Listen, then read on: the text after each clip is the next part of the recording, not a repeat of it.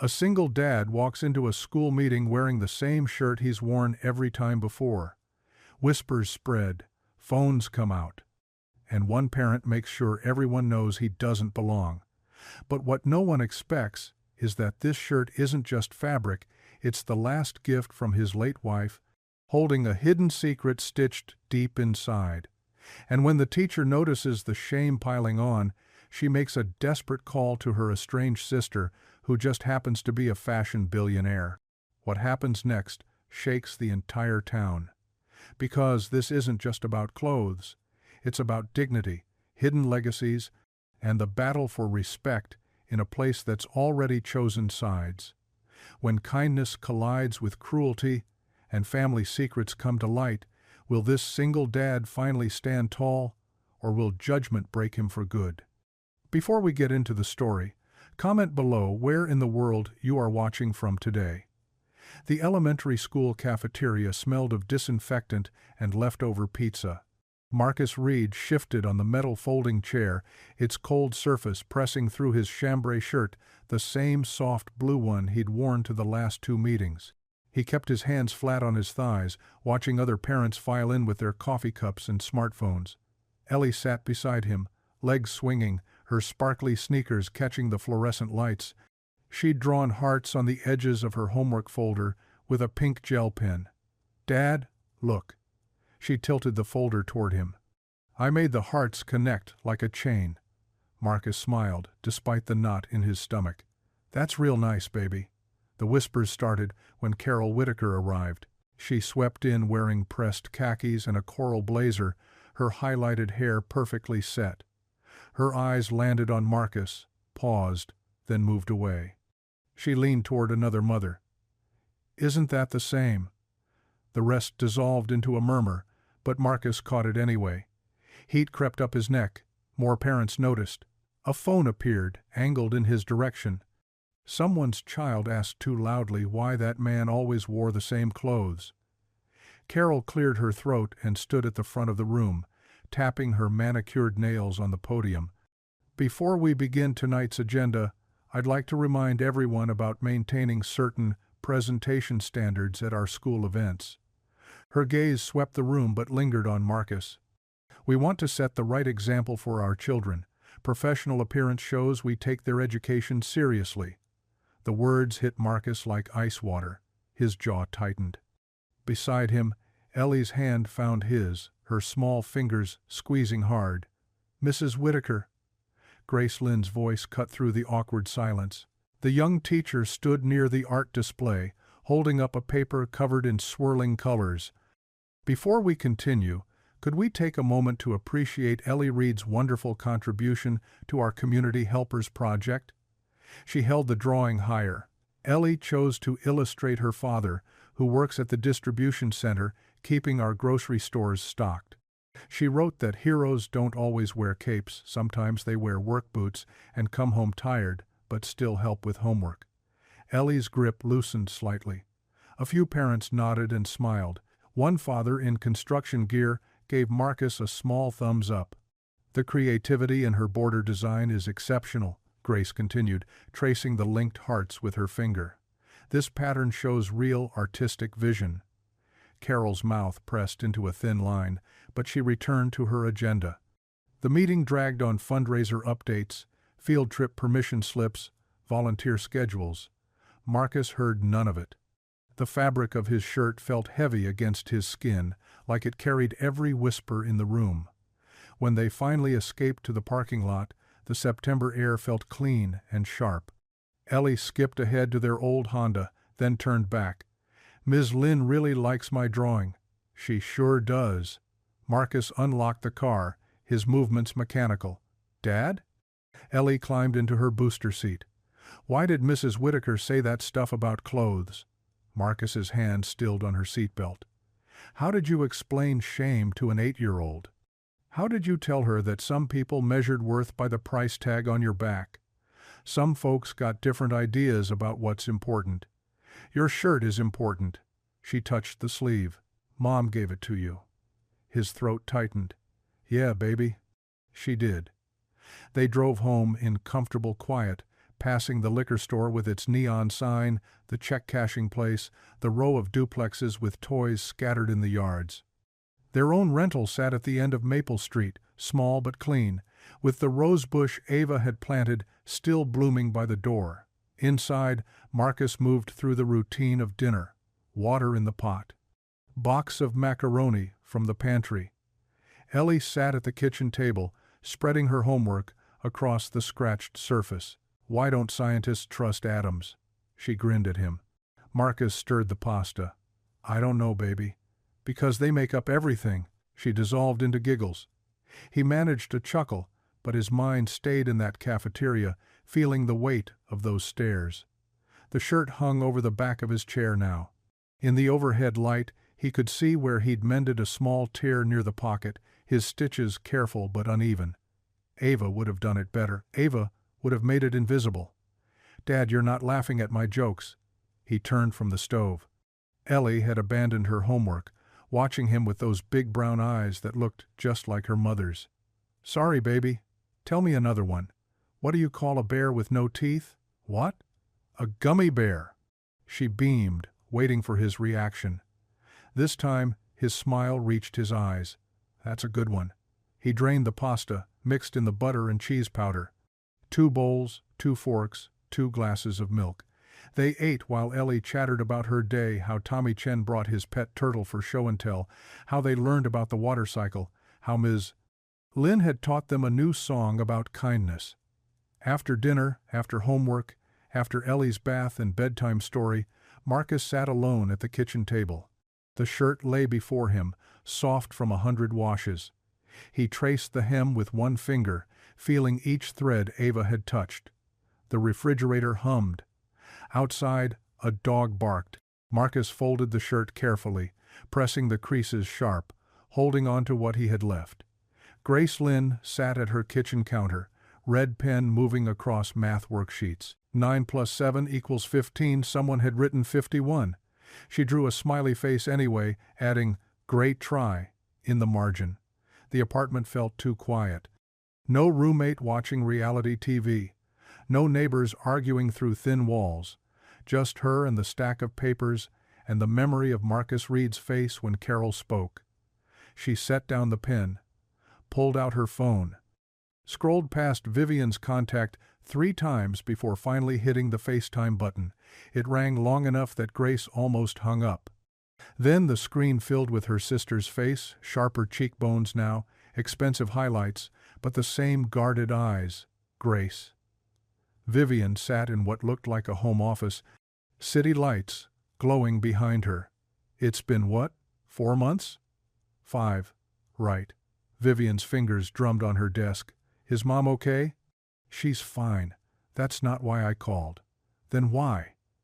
The question came out flat, practiced. Grace pushed her glasses up, a nervous habit from childhood. "I need advice.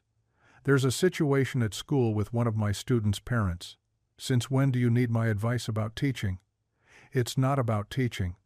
It's about clothes." Vivian's eyebrow lifted slightly. Grace explained quickly the meeting, Carol's comment, Marcus's dignity despite the whispers. "I want to start something at school. A closet where families can get professional clothes, no questions asked. Maybe partner with the church for laundry services. A charity closet." Vivian's tone stayed neutral. "Not charity, dignity. There's a difference."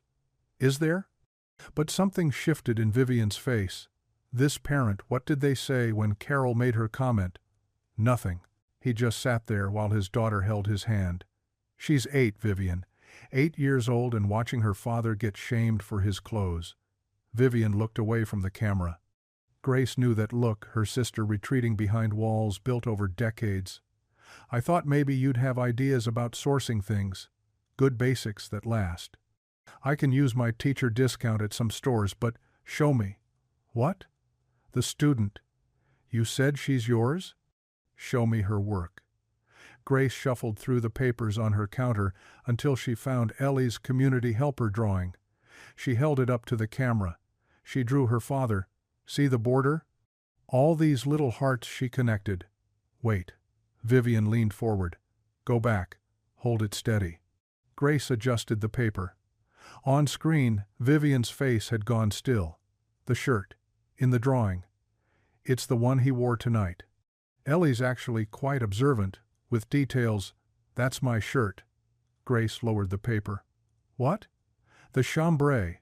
The stitching on the pocket, the way the yoke sits. Vivian's voice caught. That's from my first sample run. Spring collection, 2018. We only made 50 pieces before I changed suppliers. Vivian, that's not possible. Look at the pocket placement. See how it's slightly off-center? My sample sewers made that mistake on the first batch. I fixed it for production, but those 50 pieces went to the outlet store in Jersey.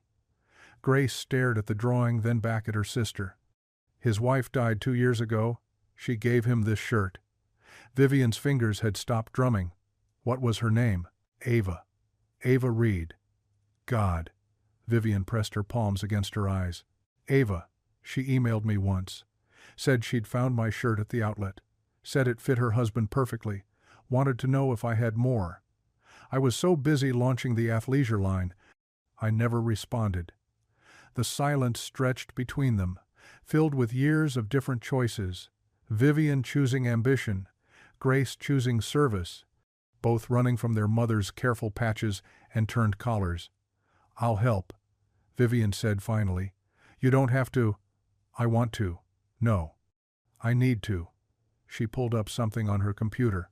I have overstock in the warehouse. Basics, mostly khakis, polos, button-downs, good fabric. And I know suppliers who donate their samples. Vivian. But no publicity. No press releases about fashion designer saves small town. This stays quiet. Of course. I mean it, Grace. No cameras, no feel-good stories. You want dignity?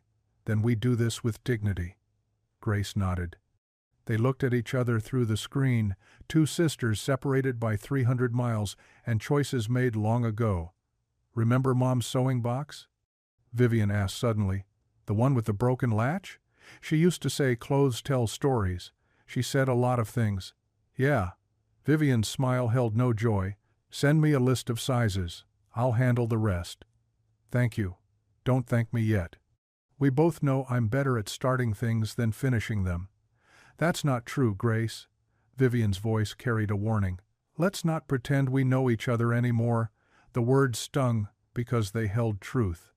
Grace watched her sister, this stranger, who shared her face close whatever window had briefly opened. I should go, Vivian said. Early meeting tomorrow. Yeah, okay. Grace? That little girl, the one who drew her father, what's her name? Ellie. Ellie Reed. Vivian nodded slowly. Make sure she knows her artwork is special, the heart pattern especially. The call ended. Grace sat in her quiet apartment, phone dark in her hand. Outside, a siren wailed somewhere in the distance. She made another cup of tea, chamomile this time, and stood at her window looking out at the small town sleeping below. Had she done the right thing, pulling Vivian back into a world she'd fled? Grace touched her reflection in the window, remembering their mother's fingers fixing a hem, making something from nothing, dignity from scraps. The tea grew cold. Midnight came and went. Grace lay in bed, staring at the ceiling, thinking about bridges, how they could be built from something as simple as a shirt, as fragile as 50 samples that never made it to production, as complicated as two sisters trying to find their way back to each other. The VFW hall sat on Maple Street, like a forgotten uncle at a family reunion, still standing, still proud, but weathered around the edges. Marcus parked his pickup truck in the gravel lot and helped Ellie down from the cab. Why are we here, Daddy? Mr. Ortiz fixes things. Thought he might help with my shirt. Sam Ortiz kept his tailoring station in the back corner of the hall, past the folding tables and the flags that hadn't been moved since Desert Storm. His Singer machine hummed a steady rhythm, older than most of the men who visited. Marcus Reed. Sam looked up through wire-rimmed glasses, his brown hands steady on a pair of dress blues. Haven't seen you since the Christmas potluck. Been working doubles. Marcus set the chambray shirt on Sam's workbench. Wondered if you could help with the collar. It's getting thin. Sam's fingers moved across the fabric with the sureness of a man who'd spent decades reading cloth like Braille. He checked the seams, the buttonholes, the cuffs Marcus had tried to fix himself with uneven stitches. Good fabric? Sam muttered. Don't make them like this anymore. Ellie had discovered Sam's collection of measuring tapes hanging from pegboard hooks. She draped a yellow one around her shoulders like a feather boa, making Sam chuckle. Careful with those, mija. They're older than your daddy. Sam flipped the shirt inside out, examining the construction. His fingers stopped at the hem. That's strange. What is? Sam pulled a small pair of scissors from his kit. There's something here. A pocket, hidden in the hem lining. Someone sewed it closed. Marcus leaned closer. There, a tiny line of stitches, different from the machine work, done by hand in thread that almost matched. May I? Sam asked. Marcus nodded. Sam worked the scissors carefully, snipping just the closing stitches. Inside the pocket, folded small as a postage stamp, was a piece of paper. Daddy? Ellie had stopped playing, sensing the shift in the room. Marcus's hands shook as he unfolded the note. Ava's handwriting, the way she made her A's with a little curl at the top. For every hard day, A. The room tilted. Marcus gripped the workbench. His voice cracked. I need a minute. He pushed through the back door into the afternoon sun. The grief hit him like it always did, sudden, complete, stealing his breath. He pressed his palms against the brick wall and let the tears come. Ava had known. Somehow, she'd known he'd need this. That he'd wear this shirt until it fell apart because it was the last thing she'd given him, the last normal Tuesday before the diagnosis, before the hospitals, before Mr. Reed. Sam stood in the doorway, keeping a respectful distance. Your girl's worried. Marcus wiped his face with his sleeve. Sorry. I'm sorry. Don't apologize for love. Sam's voice carried the weight of his own losses. My Rosa used to leave me notes in my lunch pail. Found one in an old thermos last year. 40 years gone, and she still finds ways to say hello.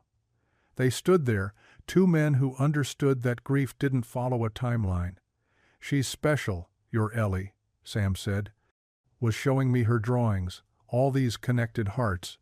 Reminds me of something. She draws on everything. Grocery lists, homework, napkins. It's a gift. Seeing connections others miss. Sam paused. The note, was it from your wife? Marcus nodded, not trusting his voice. Then it's sacred. Come back inside when you're ready. I'll reinforce that collar strong enough to last another decade. Sam left him alone with the afternoon shadows. Marcus read the note again, hearing Ava's voice in those 6 words. She'd known him so well known he'd need permission to keep going, to be told that hard days were supposed to be hard, that surviving them was enough.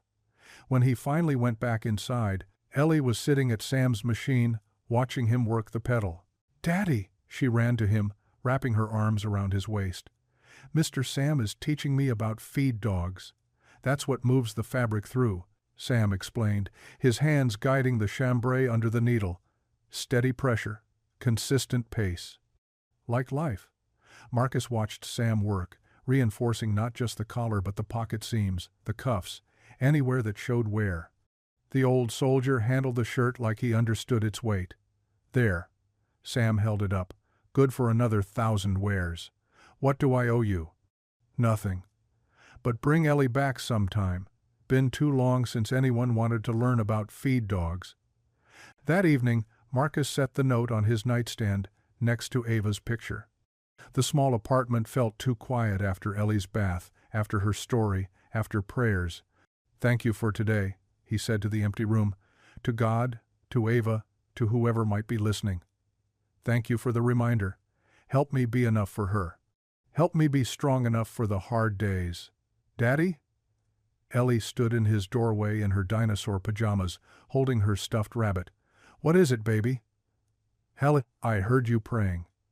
She patted across the floor and climbed into his bed. Mommy used to say prayers work better with 2 people. Marcus pulled her close, feeling her small heart beating against his chest.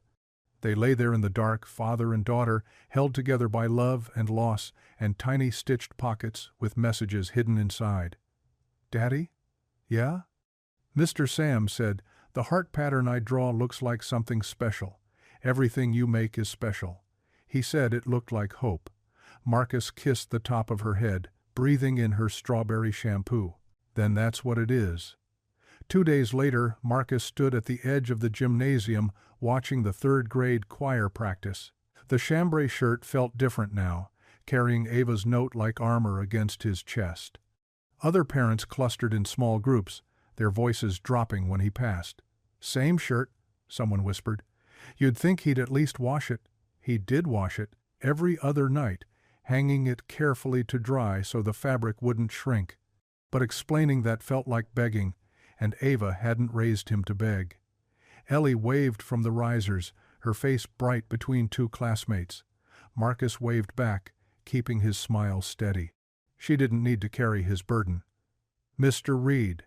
Grace appeared beside him, holding a stack of permission slips. "Ellie's solo is coming along beautifully. She practices in the shower. Whole building probably knows This Little Light of Mine by heart." Grace's laugh was warm, genuine. "She's got a gift." The other parents had noticed their conversation. Marcus saw Carol Whitaker adjusting her pearls, her mouth pursed like she'd tasted something sour. "There's a PTA meeting tonight," Grace said, voice lower. "You should come." "I wasn't planning." "Please, your voice matters." The gymnasium filled with folding chairs 3 hours later. Marcus chose a seat near the back, but Carol's voice carried from the podium at the front. "We need to discuss standards," she began, her manicured nails tapping the microphone. "Our children look to us as examples. When we present ourselves carelessly, what message does that send?" A murmur of agreement rippled through the room. Marcus's jaw tightened. "I propose we implement parent presentation standards." Carol clicked to a PowerPoint slide. Nothing extreme, just basic guidelines for appropriate attire at school functions. The guidelines filled the screen. Business casual minimum. No visible wear or staining. No athletic wear outside of sports events. No work uniforms unless arriving directly from shift. "This is about respect," Carol continued. "Respect for our school, our children, and ourselves." Grace stood from her seat in the middle row. "Mrs. Whitaker, many of our parents work multiple jobs. They come straight from warehouses, restaurants, construction sites. This policy would exclude them." "No one's excluded. We're simply asking for effort." "Effort?" Grace's voice sharpened. "Mr. Benitez works 16-hour shifts at the hospital. Mrs. Chen runs a cleaning service. Their effort puts food on the table." "We all make sacrifices," Carol said. "I volunteer 40 hours a week for this school." "Your husband's a bank president," someone called out. Carol's face flushed. "That's not relevant." Dr. Coleman rose from his seat near the front. The principal moved with the careful deliberation of a man navigating a minefield. "Perhaps we could pilot this as a voluntary guideline," he suggested. "See how the community responds." "That defeats the purpose," Carol insisted. "Standards only work when they're standardized." More parents were nodding now. The woman next to Marcus whispered to her husband about property values and school reputation. "Let's vote," Carol said. "All in favor of a trial period for parent presentation standards?" Hands rose throughout the room. Marcus counted maybe half, maybe more. Grace remained standing, arms crossed. All opposed? Fewer hands. Much fewer. "The motion passes." Carol's smile was triumphant. "We'll implement a 3-month trial starting Monday." The room erupted in polite applause. Marcus felt the weight of eyes on him, some sympathetic, most carefully neutral. He stood to leave. "Mr. Reed." Dr. Coleman had approached, his face apologetic. "I want you to know this isn't personal." "Feels pretty personal." "The policy is about consistency, not targeting individuals." "Right." Marcus looked at the principal's pressed khakis, his monogrammed polo. "Consistency." The parking lot was dark, streetlights casting long shadows between cars. Marcus buckled Ellie into her booster seat, her choir folder clutched in her lap. They drove in silence for 3 blocks before she spoke. "Daddy?" "Yeah, baby? Are they mad at you because of Mommy's shirt?" His hands tightened on the steering wheel. How did 8-year-olds see so much? "They're not mad," he said carefully. "They just don't understand yet." Understand what? He thought about Ava's note, about Sam's steady stitches, about Grace fighting alone in that room full of pearl necklaces and judgment. Sometimes people think the outside matters more than the inside, but Mommy knew better. She knew that love looks like different things on different people. Like how Mrs. Santos wears her husband's army jacket, exactly like that. And how Mr. Kim's shoes have tape on them but he never misses soccer practice. That too. Ellie was quiet for another block. "I think Mommy's shirt looks perfect." Marcus reached back and squeezed her knee. "Me too, baby." "Me too." At home, he helped her with math homework, made grilled cheese for dinner, listened to her practice, her solo, one more time. After she fell asleep, he sat at the kitchen table with his phone, scrolling through the school's Facebook page. The comments had already started. Finally, someone said it. About time we had standards. Property values matter. People. He set the phone down and fingered the reinforced collar Sam had fixed. The shirt would last another 1,000 wears, the old soldier had said. Marcus wondered if he would. The church basement smelled like decades of potluck dinners and Christmas pageants. Marcus descended the concrete steps Saturday morning, Ellie bouncing ahead of him, following Grace's text directions. "Through here," Grace called from behind a stack of folding tables. The space opened up bigger than Marcus expected. Fluorescent lights buzzed overhead, illuminating rows of metal shelving, boxes of old hymnals, and a piano covered in dust thick enough to write your name in. "What's all this about?" Marcus asked. Grace pulled a folding chair from the wall, gestured for him to sit. "I have a proposition, but I need you to hear me out completely before you say no." "Daddy doesn't like propositions," Ellie announced, exploring a box of vintage nativity figures. "He says they're usually people trying to sell something." "Smart man," Grace smiled. "But I'm not selling. Someone wants to give," she explained quickly. "Anonymous donor, commercial washers and dryers, racks of basic clothing, all new with tags. A dignity closet where families could borrow or swap what they needed. No questions, no paperwork, no shame." Marcus's shoulders tensed. "We don't need charity." "It's not charity. It's community." "Same thing with a prettier name." "No." Grace leaned forward. "Charity is one way. Community is everyone giving what they can, taking what they need. Mrs. Chen might need interview clothes. Mr. Benitez might need dress shoes, but Mrs. Chen can teach English. Mr. Benitez can fix cars. Everyone has something. We don't need—" "Can it be like a library?" Ellie interrupted, still holding a ceramic sheep. "But for clothes? Where you borrow stuff and bring it back? Or trade?" Grace's eyes lit up. "Exactly like that. That's so cool. Like dress up, but for real life. Can kids help?" "I'm good at organizing by color." Marcus watched his daughter's face shine with possibility. She saw no shame in it, only adventure. "Who's this anonymous donor?" he asked. "Someone who understands dignity matters. Someone who wants to help without making it about them." Heavy footsteps on the stairs interrupted them. Sam Ortiz appeared, carrying his sewing kit and a thermos of coffee. "Started without me?" The old tailor surveyed the space with a practiced eye. "Good bones. Needs work. Sam's volunteering to run tailoring hours," Grace said. "Teach basic mending. Help with alterations. Every Wednesday and Saturday," Sam confirmed. "Already got 3 machines donated from the VFW auxiliary." Marcus stood, paced to the window. Through the cloudy glass, he could see the parking lot, the same cars that gathered every Sunday. Regular people. His people. "Why?" he asked finally. "Because that meeting was wrong," Grace said simply. "Because good people are being made to feel small. Because I'm tired of watching kids notice their parents' shame. The truth of it hit like cold water. Ellie had noticed. Of course she had. All right, he said. What do you need? They worked through lunch, Ellie appointing herself chief sheep relocator for the nativity boxes. Sam measured the space, sketching layouts on a yellow pad, sewing station here, changing areas there, washer-dryer alcove in the corner where the plumbing already ran. Grace and Marcus hauled hymnals up the stairs, their pages yellowed and spines cracked. These are from the 60s, Grace said, flipping through one. Look, someone pressed flowers in the Psalms. My mom probably sang from these. Marcus traced the faded carnation. She was in the choir here 40 years. They developed a rhythm, Grace stacking, Marcus lifting, neither needing to fill the silence with chatter. When their hands accidentally touched, reaching for the same box, neither pulled away immediately.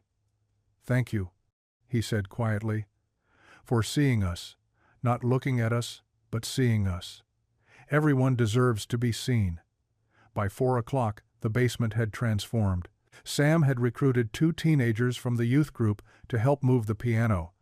Ellie had drawn a sign on butcher paper, "Coming soon. The Dignity Closet, it's like a library, but for clothes." The space felt different now, purposeful instead of forgotten. Late afternoon sun slanted through the clean windows, catching dust motes that danced like grace notes.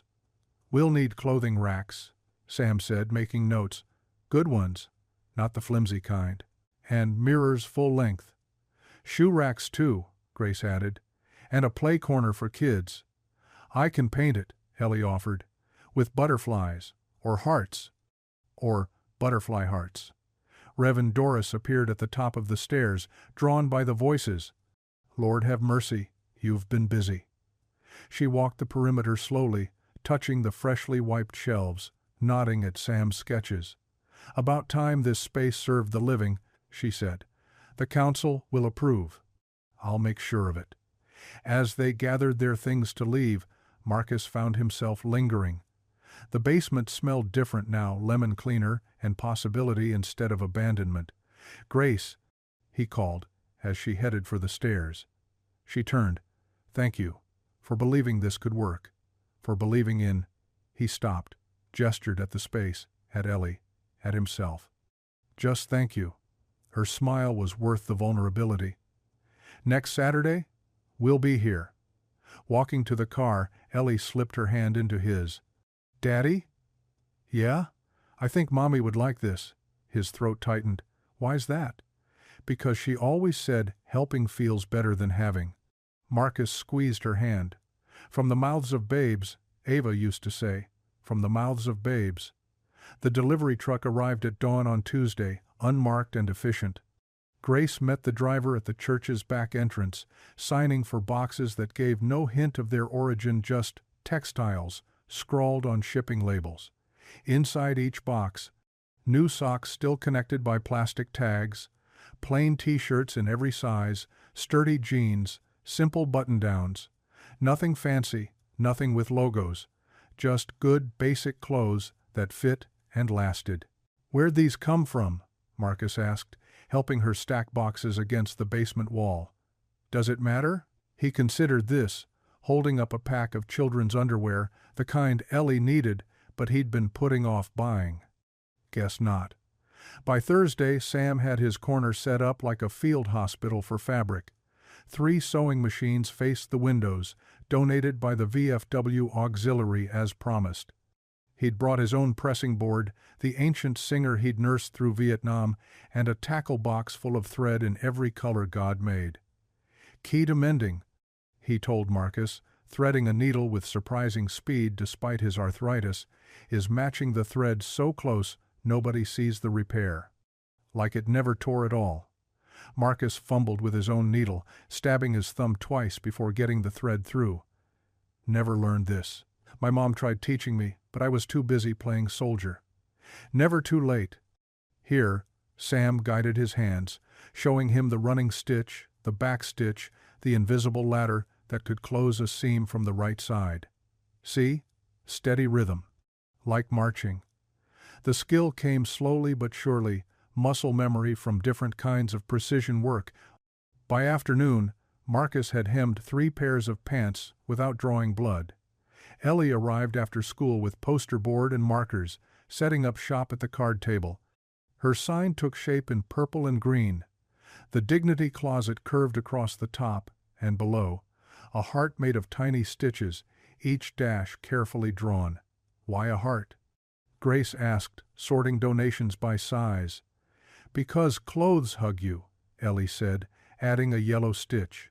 And because helping comes from here. She tapped her chest, leaving a green smudge on her shirt. Word spread the way word does in small towns, through whispered phone calls and grocery store encounters. By Saturday morning, a tentative line had formed outside the church basement. Single moms with toddlers on their hips, elderly folks on fixed incomes. A teenager who'd outgrown everything but his family couldn't afford new. Grace had set it up smart, no applications, no proof of need. Just come in, take what fits, leave what doesn't. Trade if you want, donate if you can. Like a thrift store?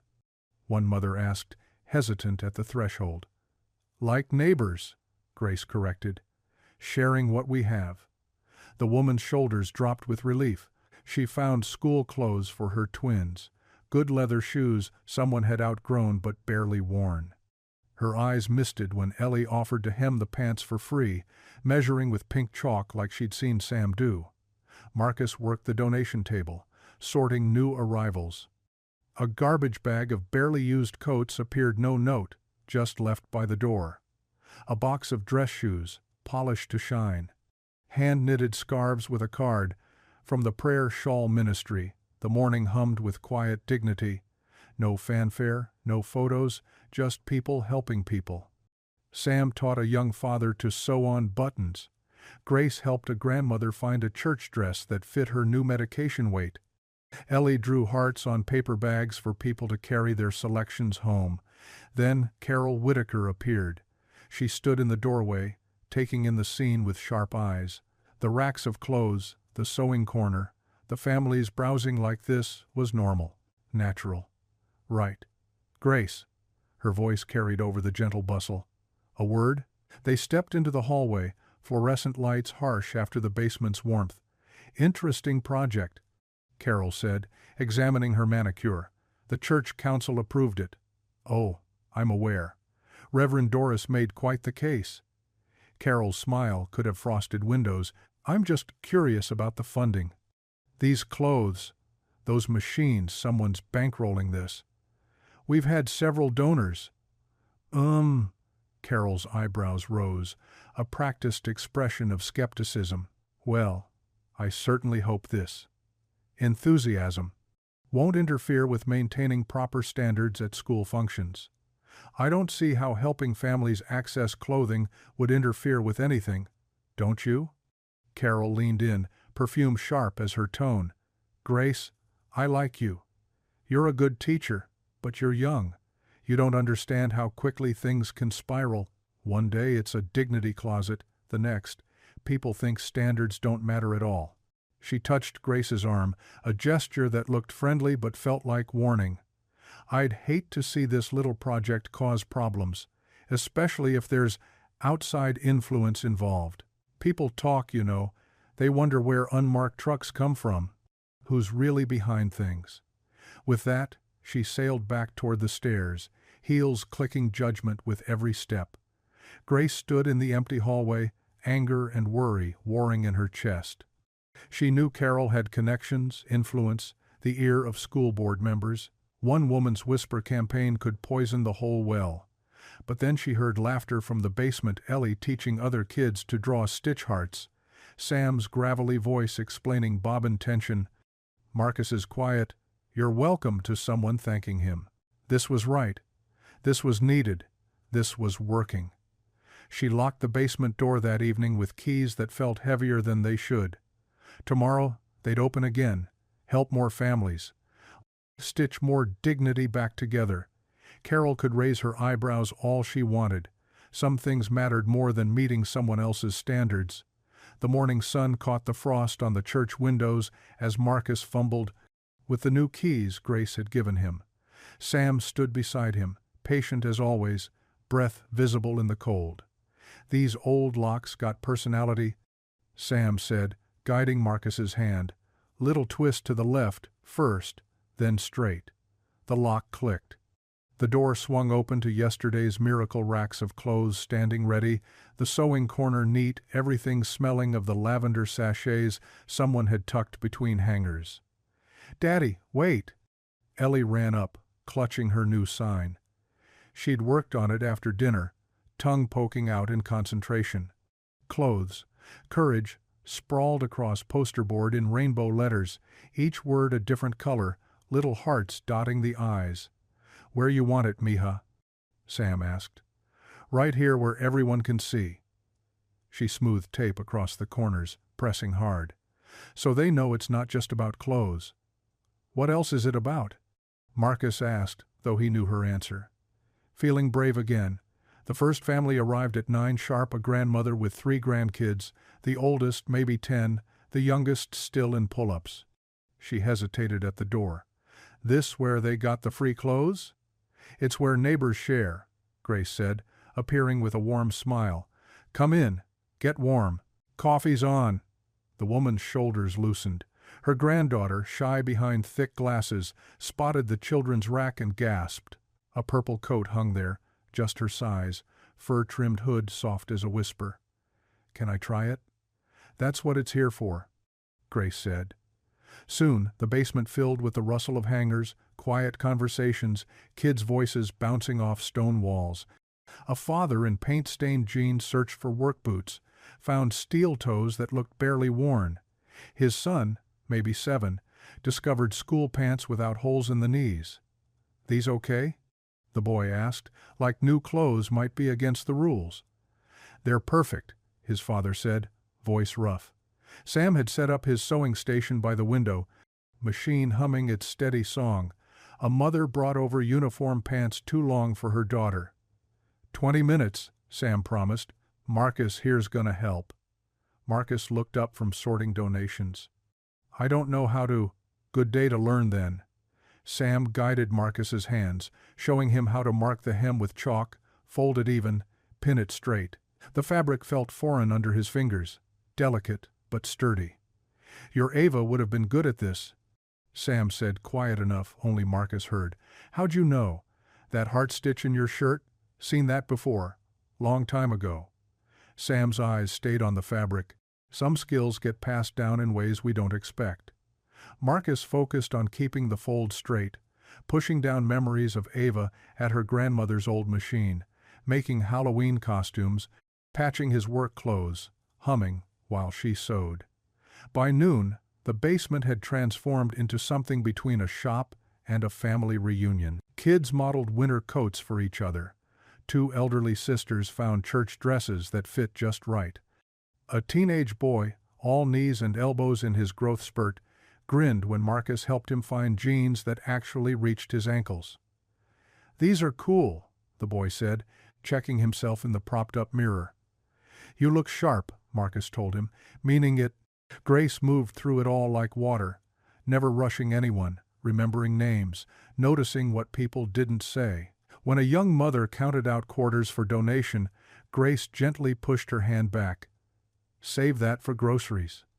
Your smile's donation enough." Ellie had started a kids' corner, teaching other children to draw her signature stitch hearts on paper bags they could decorate and take home.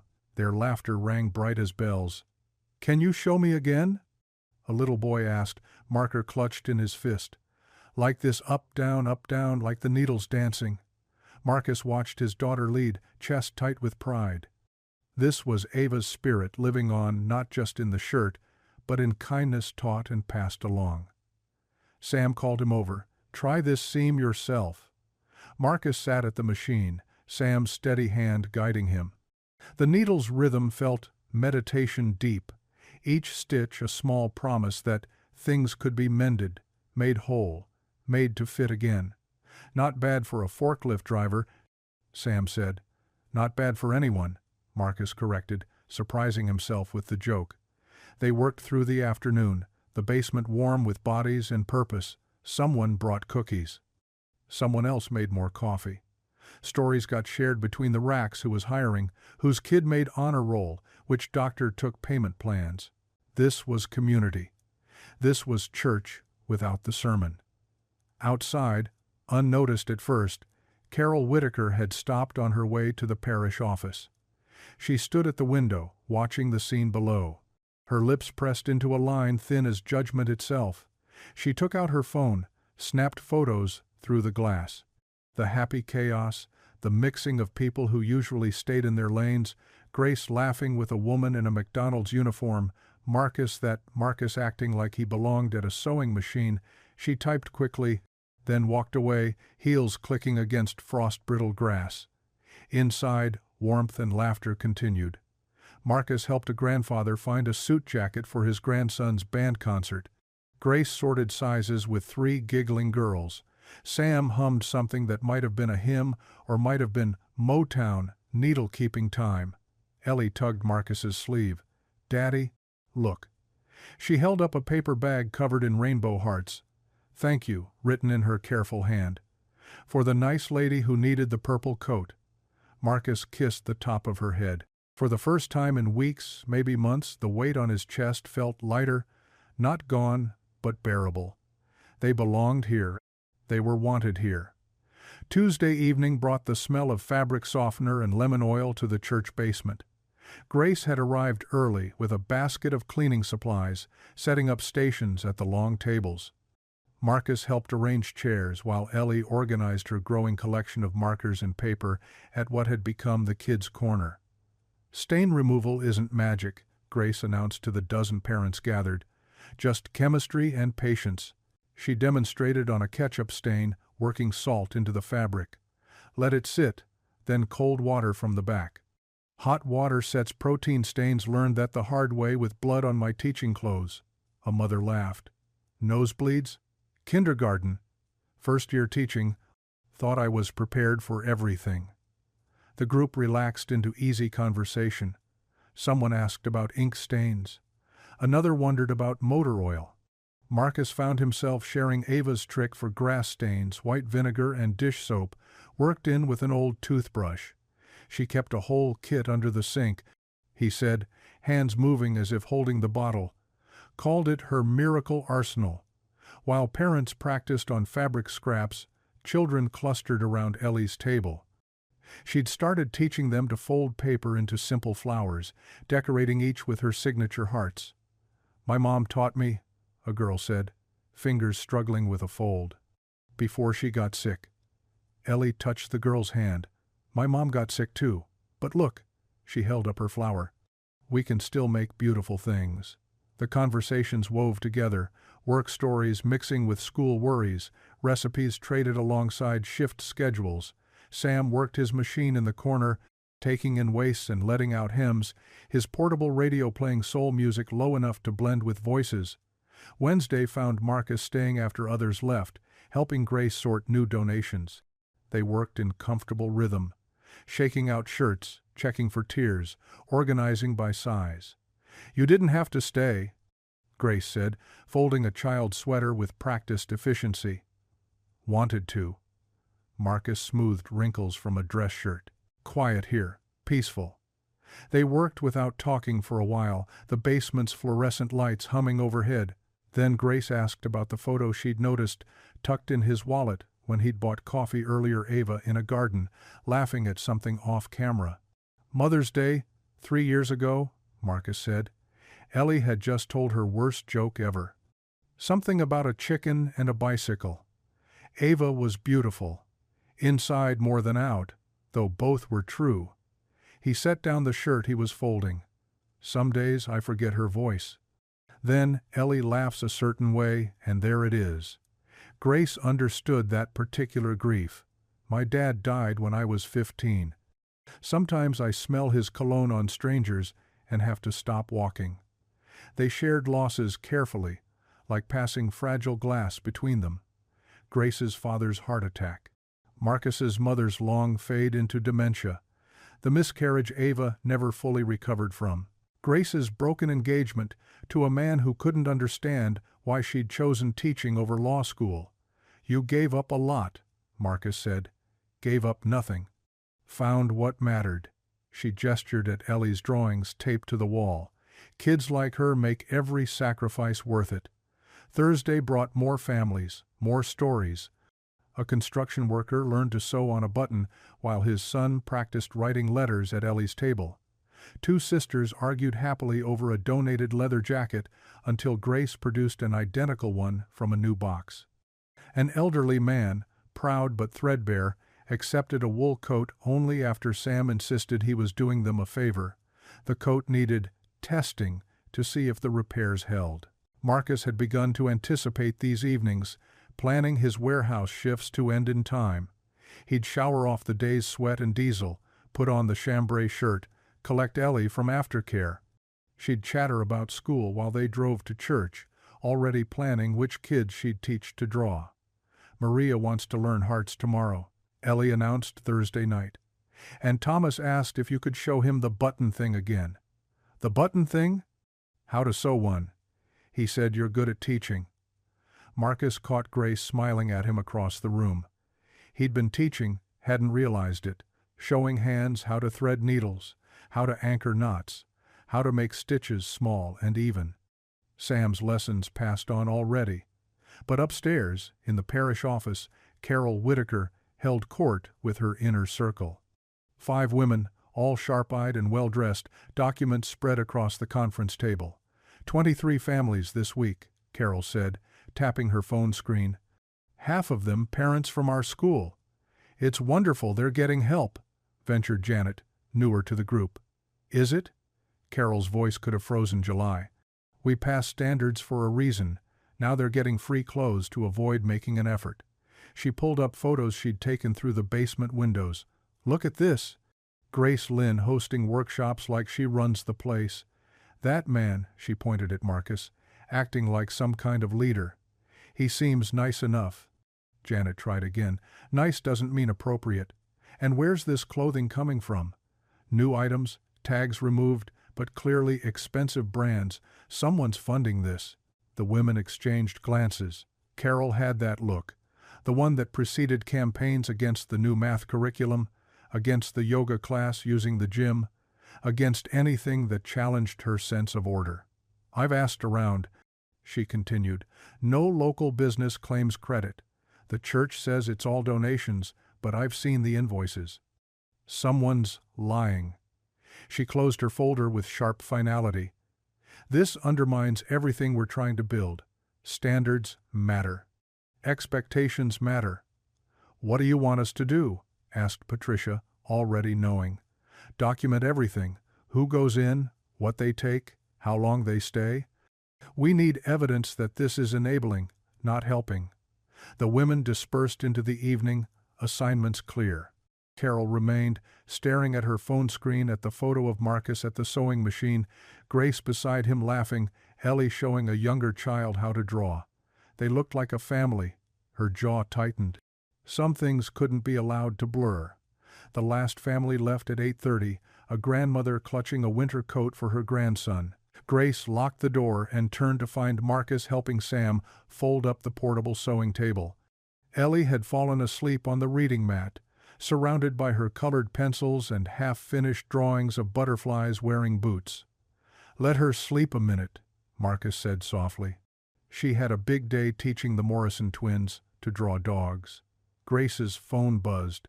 Vivian's face filled the screen, not a scheduled call.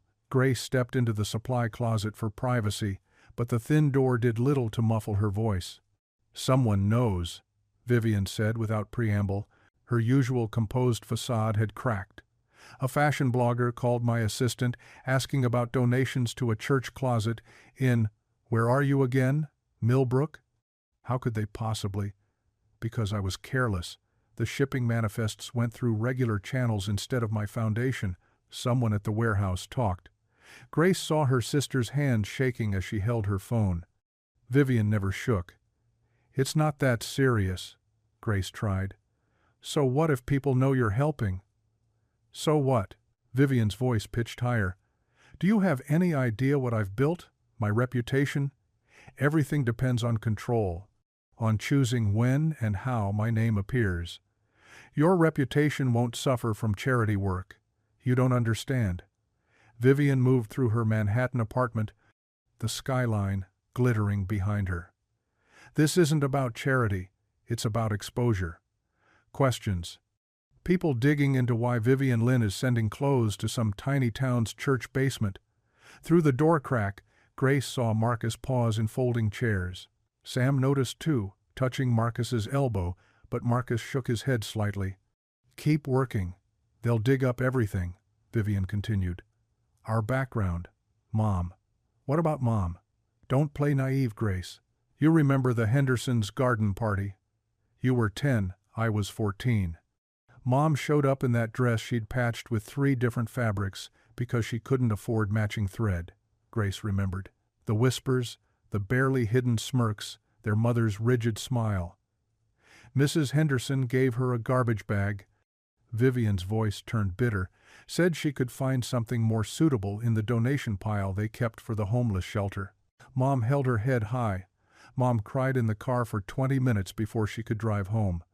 Vivian's face moved closer to the camera. I swore that day I'd never let anyone look at me that way. Ever. So you built an empire on that fear. I built an empire on determination, on ensuring I'd never be vulnerable to their judgment again. Marcus set down the chair he'd been holding. Sam had stopped pretending to organize supplies, openly listening now. But you're still running from those people, Grace said. Still letting them control you. Easy for you to say. You chose the noble path, teaching, service, all of it. You get to be the good sister while I'm the one who sold out. I never said that. You think it. Every time we talk, it's there. Your disappointment that I didn't become what Mom wanted. Mom wanted us to be kind. Mom wanted us to survive. Vivian's voice cracked. She worked 18-hour days so we wouldn't wear patched clothes to school, so we could fit in. And she died thinking she'd failed because the patches always showed anyway. Grace felt tears building.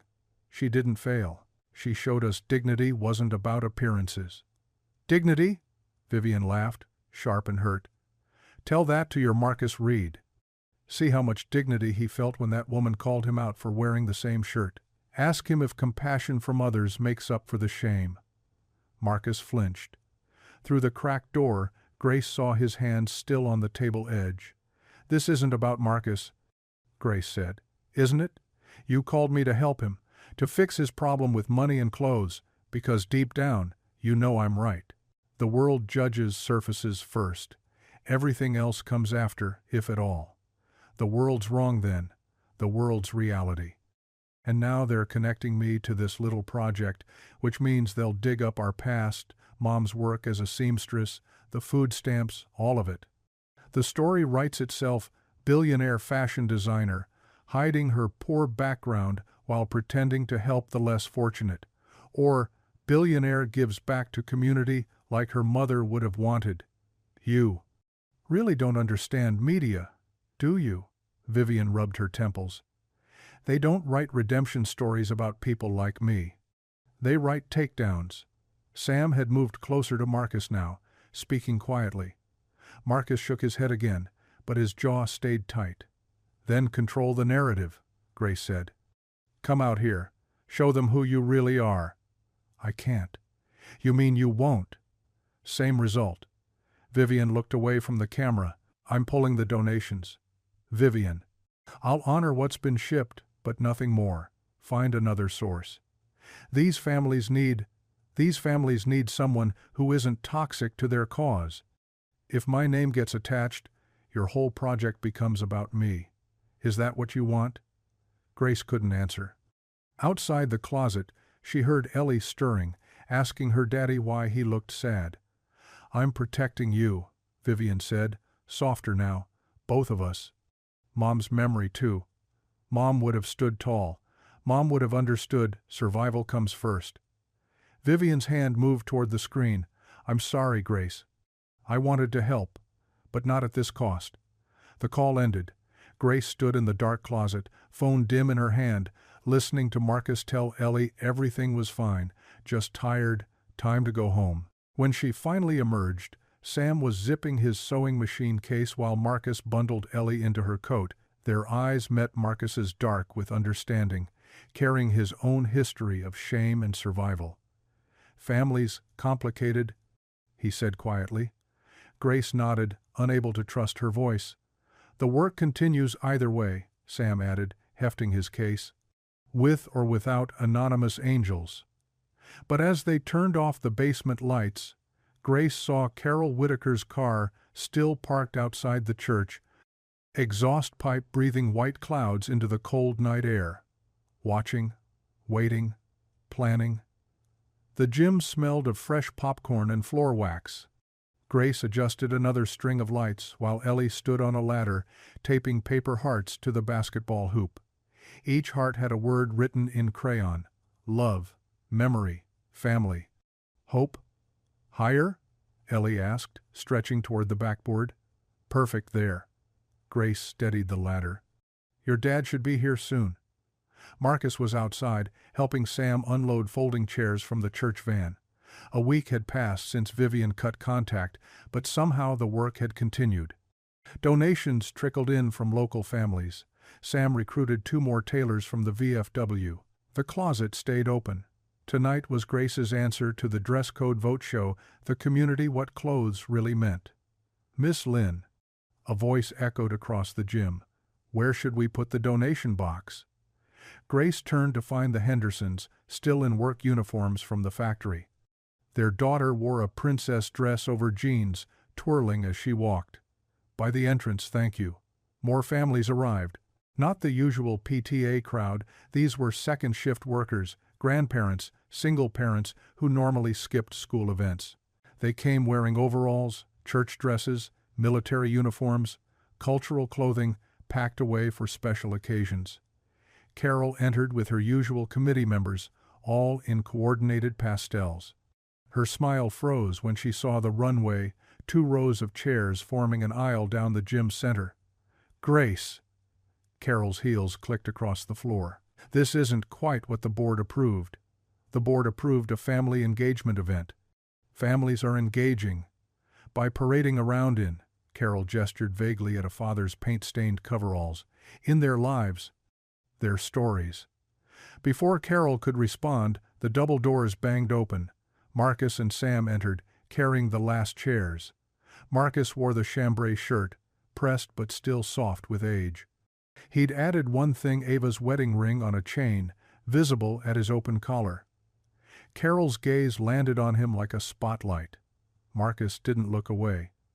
"Daddy!" Ellie ran over, paper hearts fluttering in her hands. "Sam's going first. He's wearing his dress uniform from Vietnam." Indeed, Sam stood straighter in army dress greens, medals catching the light. Other veterans in the crowd nodded respect. "Places, everyone!" Grace called out. The families settled into chairs while she grabbed a portable microphone. "Welcome to Family Fashion Night. Tonight isn't about perfect outfits. It's about perfect stories, the meaning we stitch into everyday fabric." She caught Marcus's eye. He sat with Ellie in the front row, hands folded, that quiet strength she'd come to recognize. "Who wants to go first?" Sam stepped forward. His uniform hung looser than it once had, but his shoulders stayed square. He walked the makeshift runway slowly, stopping at the end. "Wore this home from Da Nang in '71, he said simply. "Didn't fit into the world anymore, but this uniform reminded me I'd served something bigger. Still does." Applause filled the gym. Sam saluted and returned to his seat. Next came Mrs. Chen, the school librarian, in a kipao her grandmother had sewn. Then the Hendersons' daughter, explaining how her princess dress made her brave for doctor visits, a teenager in his older brother's Letterman jacket. A mother and nurse, scrubs she'd worn through the pandemic, each story built on the last. Carol's committee shifted uncomfortably, but even they leaned forward when 10-year-old Marcus Jr. from the 4th grade walked out in a too-big suit. "This was my grandpa's," the boy said. "He died last year. When I wear it, I remember how he taught me to tie a tie." See? He demonstrated proudly. Carol dabbed her eyes with a tissue. An hour passed. The stories kept coming: baptism dresses, work boots worn smooth, a grandfather in the same fedora he'd courted his wife in 60 years ago. Then Grace looked at Marcus. A question in her eyes. He stood slowly. Ellie squeezed his hand once before letting go. The gym quieted as he walked to the runway's start. Each step deliberate, unhurried. At the end, he turned to face the crowd. "This shirt belonged to my wife, Ava." His voice carried without the microphone. "She bought it before she got sick," said. "The color matched my eyes." Soft laughter rippled through the crowd. "After she passed, I found something." He reached into the hem, pulling out the small, worn note. His hands trembled slightly as he unfolded it. "For every hard day, A." The gym went absolutely still. "Every hard day, I put this on. Every school meeting, every job interview, every time Ellie needed me to be strong. It's not much to look at anymore. Collar's worn, bit faded, but it carries her love. Her belief that I could do this alone." His voice caught. He steadied himself. "Except I learned something. I'm not alone. This room proves it. We all carry stories in our clothes. Love, loss, hope. That's what makes them beautiful." He refolded the note carefully, tucking it back into the hem. The silence stretched one more heartbeat. Then applause erupted, not polite clapping but real, raw appreciation. People stood. Someone whistled. Ellie ran to Marcus, wrapping her arms around his waist. He lifted her, and she buried her face in the chambray shirt. Through the crowd, Marcus saw Carol standing too, clapping slowly but genuinely, tears streaming down her carefully made-up face. For the first time in months, Marcus felt the weight lift from his shoulders, not the grief that would always remain, but the shame others had tried to dress him in. The shirt was just a shirt, but tonight it was also armor, memory, and testimony all at once. The next morning arrived gray and cold. Grace sat at her kitchen table, coffee steaming, scrolling through her phone while waiting for her toast to pop. A text from her college roommate made her pause. "Is this your sister?" The link opened to the Millbrook community blog. The headline punched her in the stomach: "Fashion Billionaire's Secret Charity Hides Sweatshop Scandal." Her hands shook as she read. Someone had connected Vivian to the closet donations, complete with shipping records and a photo of boxes with her company's warehouse codes. Worse, the article dredged up a recent audit showing one of Vivian's overseas subcontractors had underpaid workers by 30%. Grace's phone rang. "Carol Whitaker. I assume you've seen the article."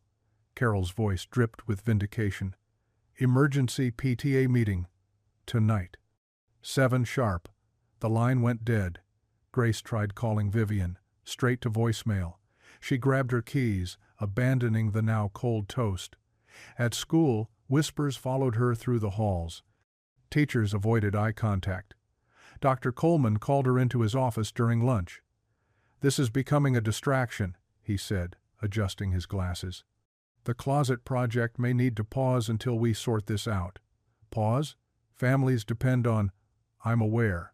But if the funding source is tainted—" He let the word hang like a blade. Grace left his office feeling sick.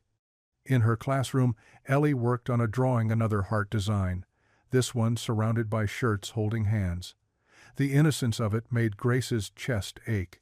Marcus didn't know about the article yet. His shift at the warehouse ran long, a delayed shipment that needed sorting before tomorrow's orders. By the time he pulled into his driveway at 6:30, his back ached and his head pounded. A woman in a navy blazer stood on his porch, clipboard in hand. Official-looking sedan parked at the curb. "Mr. Reed, I'm Sandra Palmer from Child Protective Services." The words hit him like ice water. Through the window, he saw Ellie at the kitchen table, Sam sitting with her. The old tailor must have picked her up from after-school care when Marcus ran late. "What's this about?" "We received a concern about your daughter's welfare, specifically regarding adequate clothing and care." "A concern?" His voice came out rough. "From who?" "Tips are anonymous." "May I come in?" This is just a routine check. Routine. Nothing about CPS felt routine. Marcus's hands trembled as he unlocked the door. Daddy.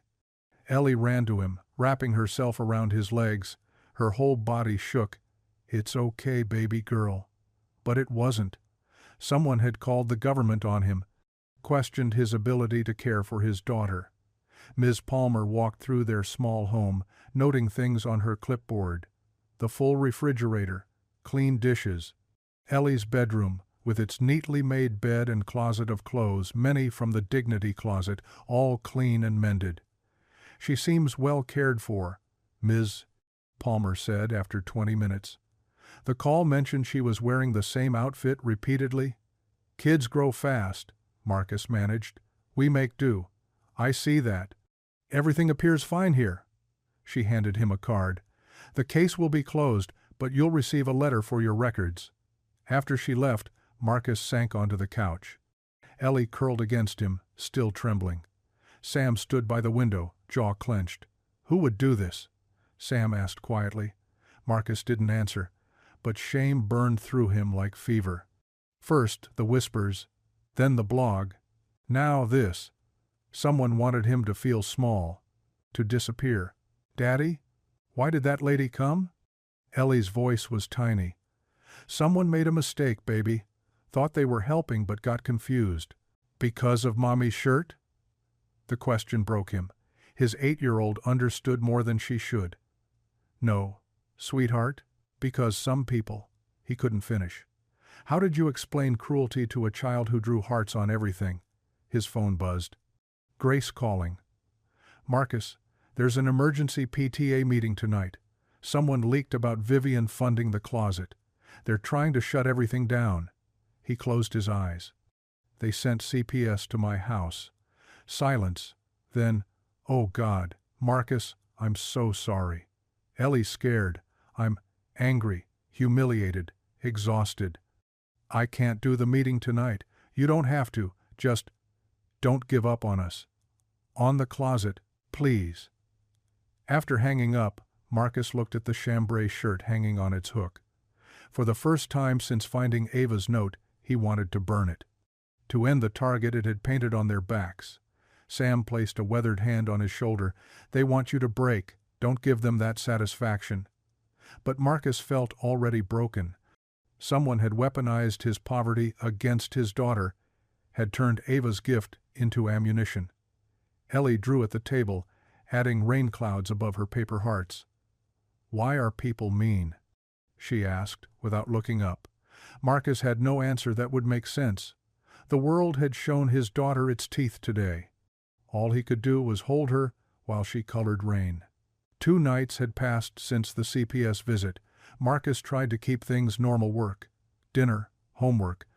But Ellie hadn't drawn a single heart since that woman left their porch. We helping Miss Grace tonight? Ellie asked over spaghetti. Marcus nodded. The closet needed volunteers for sorting new donations. He'd promised Grace they'd come, though part of him wanted to stay home. Doors locked, invisible. They drove through dark streets, Ellie quiet in the back seat. The church parking lot sat empty except for one other car, not Grace's. Wait here, baby. Marcus parked but left the engine running. The basement door came into view. His stomach dropped. Red spray paint scarred the white door. Trash closet in jagged letters. Below that, dress right or don't come. And worse words. Ugly words he'd heard before but never wanted Ellie to see. Daddy? Ellie had followed him despite his instruction. She stared at the defaced door, sounding out the letters. What's trash? Get back in the car. His voice came out sharper than intended. Grace's car pulled up, headlights sweeping across the vandalism. She got out running, hand over her mouth. Oh God. Oh no. Other cars arrived, Sam with his cleaning supplies already in hand, somehow knowing. Reverend Doris with buckets and rags. A few regular volunteers. They all stood staring at the hate painted on their sanctuary. Who would? Grace's voice broke. But they all knew who. Not specifically, but the type. The same voices that whispered about Marcus's shirt. That called CPS. That wanted them to know they didn't belong. Sam got to work without a word, pouring solvent on a rag. Others joined him, scrubbing in silence. The paint came off in pink streaks, but shadows remained, ghost-like. Marcus stood frozen. The word trash seemed to pulse. That's what they thought of him, of his daughter, of everyone who needed help. Marcus, Grace touched his arm. We'll fix this. We'll repaint tomorrow, make it better than... Stop, he pulled away. Just stop. We can't let them win. They already have. He gestured at the stained door, at Ellie watching from the car. My 8-year-old daughter had CPS interrogate her. Now this. You think she doesn't understand what those words mean? That's exactly why we can't quit. No, that's exactly why we should. The words poured out, months of exhaustion behind them. I'm done being their symbol, their target. I'm done watching my daughter pay for my pride. Grace's eyes filled. Your pride? Marcus, you've done nothing wrong. I wore the same shirt. That's all it took. He laughed bitterly. One shirt, and they tear everything down. Sam paused his scrubbing. Boy, you think this is about a shirt? Isn't it? This is about fear. Sam wrung pink water from his rag. They're scared of what we're building here. Community. Dignity. People helping people without asking permission. Pretty words don't erase ugly paint. Marcus walked back to the car. Ellie had her face pressed to the window, watching the adults clean. Why did someone write mean things? He didn't answer. Couldn't. Just drove them home while she sat silent. At the house, normal bedtime routine. Teeth brushed. Prayers said. But when Marcus asked what she was grateful for, their nightly tradition, Ellie just shrugged. Nothing? Maybe tomorrow we'll have good things. The hope in her voice gutted him. She was already learning to defer happiness, to accept hurt as normal. After she fell asleep, Marcus sat in the living room with the chambray shirt in his lap. Such a simple thing. Cotton and thread. Ava's careful stitches at the cuffs. The hidden note he'd memorized for every hard day. But Ava hadn't known how hard the days would get. Hadn't imagined their daughter afraid of social workers, or hate painted on church doors, or her husband considering surrender. He carried the shirt to the kitchen. The gas stove would do it quick. Just hold the fabric over the flame until it caught. End the symbol. Become invisible again. His phone buzzed. Grace texting, "Please don't shut us out. This is when we need each other most." Then another. "Ellie needs to see you fight for what's right." And finally, "Ava would want you to keep going." Marcus set down the phone, lit the stove. Blue flame danced, hungry. He held the shirt above it, one sleeve, just close enough to singe the fabric. The smell rose sharp and wrong. From the hallway, a small voice, "Daddy?" Ellie stood in her pajamas, clutching her stuffed rabbit. Her eyes went wide, seeing him at the stove. "Are you burning Mommy's shirt?" He pulled it back from the flame, ashamed. "No, baby. Just thinking." "About the mean words?" "Yeah." She patted over, taking the shirt from his hands, pressed it to her face, inhaling. "Still smells like her sometimes, like sunshine." Marcus's throat closed. He'd been so focused on what the shirt had cost them, he'd forgotten what it meant to Ellie. Her mother's hands had sewn those hems. Her mother's love had hidden that note. "Don't burn it, Daddy. The mean people don't get to take Mommy away." Wisdom from 8 years old. Marcus pulled Ellie close, the shirt between them. "You're right, baby girl. They don't get to take her." They stood there in the kitchen's yellow light, holding each other and the shirt. Outside, the world stayed cruel. But inside, for now, love remained. Marcus folded the chambray carefully over the chair. Tomorrow he'd go back to the church, help repaint the doors, stand with Grace and Sam and everyone else who refused to break. Tonight, though, he just held his daughter while she fell asleep against his shoulder, the shirt keeping watch like a guardian made of cloth and memory. The morning after the vandalism, they gathered in the church basement while paint thinner still hung sharp in the air. Pink streaks bled through the primer where the worst words had been. Marcus sat apart, Ava's shirt folded in his lap like a prayer he'd forgotten the words to. Rev. Doris poured coffee from her thermos, the familiar ritual steadying shaking hands. She'd been up since 4, scrubbing walls and praying in equal measure. 40 years in this church, she said, settling her weight onto a folding chair. Seen plenty of ugly, but ugly only wins when good people feel too unworthy to fight it. Marcus didn't look up. His fingers traced the shirt's worn collar, following paths Ava's hands had taken 1,000 times. They called CPS on me. My daughter was questioned like I'm some kind of... He stopped, jaw tight. Like you're a black father in America. Reverend Doris's voice held no cushion, just truth. They want you to believe you deserve their suspicion, that poverty makes you dangerous, that grief makes you less than. Grace shifted in her plastic chair. Dark circles shadowed her eyes. Vivian called last night. She's pulling everything. The shipments, the vouchers, all of it. Says the scandal will destroy what's left of her reputation. Your sister's running scared. Sam spoke from the corner where he'd been organizing supplies. Just like she did when we were young. Grace frowned. You barely knew Vivian growing up. Didn't know Vivian much, true. But I knew your mother. Sam lifted a dusty box onto the table, its cardboard soft with age. Minghua Lin, best seamstress the VFW Hall ever had. The sister's Chinese name hung in the air like incense. Grace leaned forward.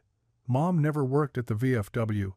Every Tuesday and Thursday 1987 to 1994.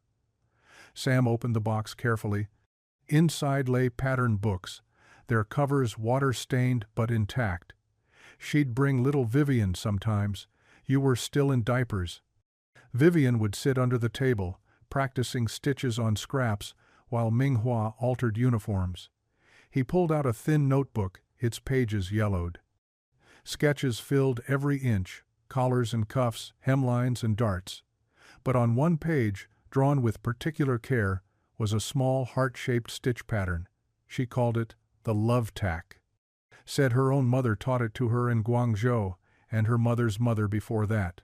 A way to hide strength in the seams where no one would look. Marcus's head snapped up. He unfolded Ava's shirt, fingers finding the tiny heart tack at the side seam. That's the same stitch. Minghua taught it to anyone who'd learn. Said love should be passed on, not hoarded. Sam turned another page. Your Ava must have learned it somewhere along the line. These threads connect us, you see? Across time, across loss.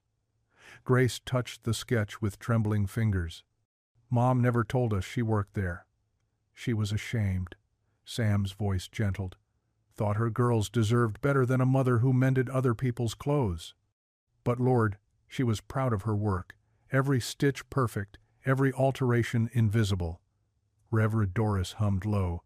Pride and shame, two sides of the same coin. Both'll trap you if you let them. Marcus stood abruptly, clutching the shirt.